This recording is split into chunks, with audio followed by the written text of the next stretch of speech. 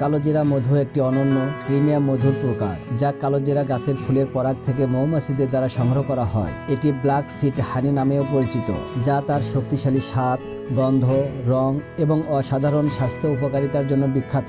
এই মধুটি ছোট ব্যাচে উৎপাদিত হয়, যা এর প্রাকৃতিক সমৃদ্ধি এবং বিশুদ্ধতা বজায় রাখতে সহায়ক। এই সিরিজের আজকের এপিসোডে আমরা আলোচনা করতে চলেছি কালোজিরা মধুর স্বাস্থ্য উপকারিতা, ব্যবহারযোগ্যতা এবং সংরক্ষণ পদ্ধতি। তাই জানতে হলে পুরো ভিডিওটি দেখার আহ্বান রইল।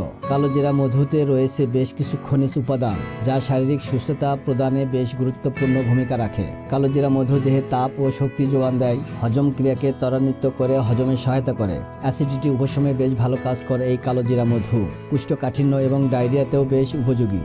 কালোজিরা মধু দেহের রোগ প্রতিরোধ ক্ষমতা বৃদ্ধি করে দেহকে সুরক্ষিত রাখে। ঘুমের সমস্যার সমাধানে এটি বেশ ভালো কাজ করে। রাতে ঘুমাতে যাওয়ার পূর্বে 1 চা চামচ কালোজিরা মধু হতে পারে অনিদ্রার ক্ষেত্রে বিশেষ কার্যকরী। এছাড়াও কালোজিরা মধু রক্ত শূন্যতা দূর করতেও বেশ কার্যকরী। কালোজিরা মধু দেহের পানি শূন্যতা দূর করতে ভূমিকা রাখে। ত্বক মিশ্রণ ও সজীব রাখতে কাজ করে এটি। রূপচর্চায় এক বহুল ব্যবহৃত উপাদান এই কালোজিরা মধু। রক্তচাপ নিয়ন্ত্রণে, হাঁপানি ও ফুসফুসের সমস্যার সমাধানে কার্যকরী। সর্দি, কাশি, গলা ব্যথা দূর করতে চমৎকার কাজ করে এই কালোজিরা মধু।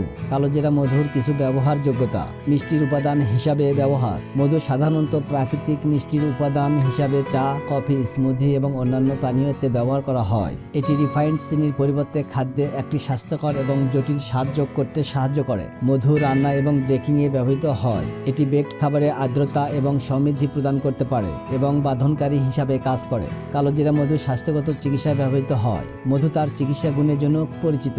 এটি গলা ব্যথা, কাশি এবং সর্দির চিকিৎসায় ব্যবহৃত হয়।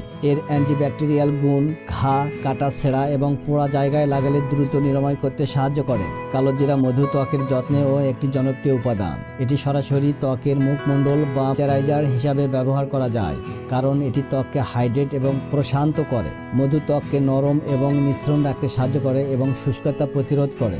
মধু হজম প্রক্রিয়া উন্নত করতে সাহায্য করে। এটি গরম পানির সঙ্গে খেলে পাচনতন্ত্র পরিষ্কার করতে এবং কোষ্ঠকাঠিন্য, অ্যাসিডিটি কমাতে সহায়তা করে। এটি খাদ্য থেকে পুষ্টি শোষণেও সাহায্য করে। মধু একটি প্রাকৃতিক শক্তির উৎস।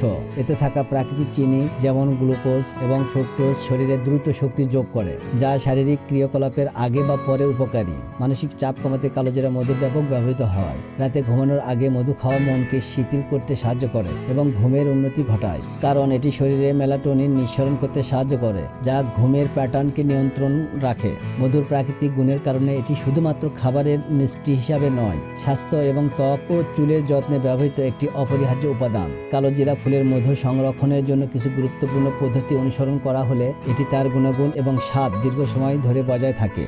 শুষ্ক স্থানে সংরক্ষণ।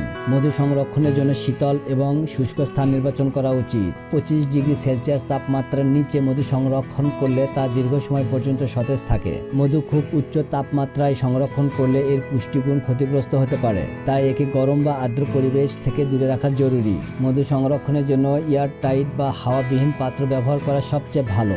এটি মধুকে বাইরে থেকে বাতাস ও আর্দ্রতা থেকে রক্ষা করে, যা মধুর মান ও গুণমান বজায় রাখতে সাহায্য করে। কাচের জার বা প্লাস্টিকের পাত্রে মধু সংরক্ষণ করা সবচেয়ে উপযোগী। মধু কখনোই সরাসরি সূর্যের আলোতে রাখা উচিত নয়।